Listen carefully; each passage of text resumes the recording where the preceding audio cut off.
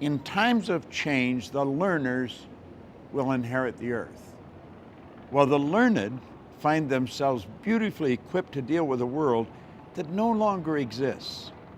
For a moment, consider the things your mind has brought you. Everything you have, your work, your relationship with your family and others, your philosophy of life, all come to you as a result of using your mind. Whatever the mind can conceive and believe, the mind can achieve, regardless of how many times you may have failed in the past or how lofty your aims and hopes may be. The more you study you're going to find your belief system is based upon your evaluation of something. The more you evaluate you, the more you're going to believe in you. Bill Gove was like the Frank Sinatra of public speaking. He is who mentored and taught Bob Proctor how to speak. And he quoted Bill Gove saying, if I want to be free, I got to be me. Not the me I think you think I should be. Not the me I think my wife thinks I should be. Not the me I think my kids think I should be. If I want to be free, I got to be me. And I better know who me is. And it was like a bucket of ice got thrown on my head. And I was just like, whoa.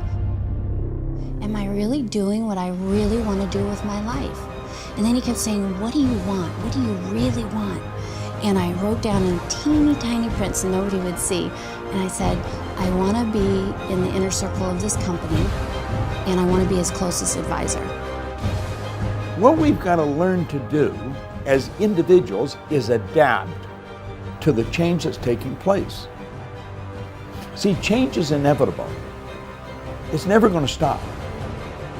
And we're picking up speed. Thinking is when you take a power that's flowing into your consciousness, that flows to and through you, and you originate thoughts. And you put the thoughts together and you create an idea. And if you can create an idea, if you can see something in your mind, you can hold it in your hand. And I don't care whether you're 80 or 18. It makes no difference.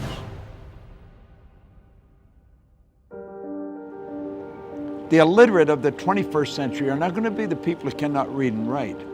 They're going to be the people who cannot learn, unlearn, and relearn. Now think about that for a moment. Do you know, you and I are being controlled, virtually controlled by paradigms.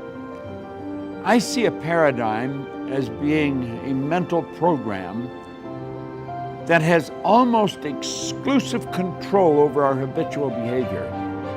And I want you to think of this. Almost all of our behavior is habitual. There's such phenomenal opportunity for the person who really understands themselves, who understands how their paradigm was formed and how that paradigm can be changed. And without that knowledge, the opportunity is just going to go right past them. A friend invited me to a leadership seminar, and I didn't even ask anything about it. I didn't know the details. It was in Vancouver, Washington. I said, sure, I'll go. And so I ended up there on that Friday night, August 18th, 2006, and I'll never forget it. I can see where I was sitting in the seminar room. I can see what I was wearing, and I see out walks on stage Bob Proctor, and I didn't even know who he was. I kind of had connected between Bob Proctor and The Secret, but I didn't know this was a Bob Proctor seminar. And within like 15 minutes, it was like he took my head off and shook it all around, and everything that I believed and thought I was starting to question. There was one point in the seminar when he said most people tiptoe through life, hoping to make it safely to death.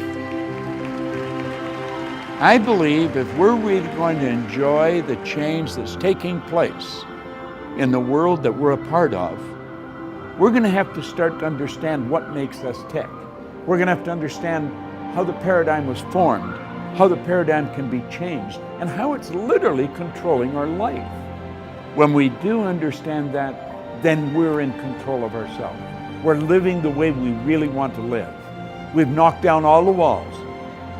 There's no limitations. Sky is actually the limit.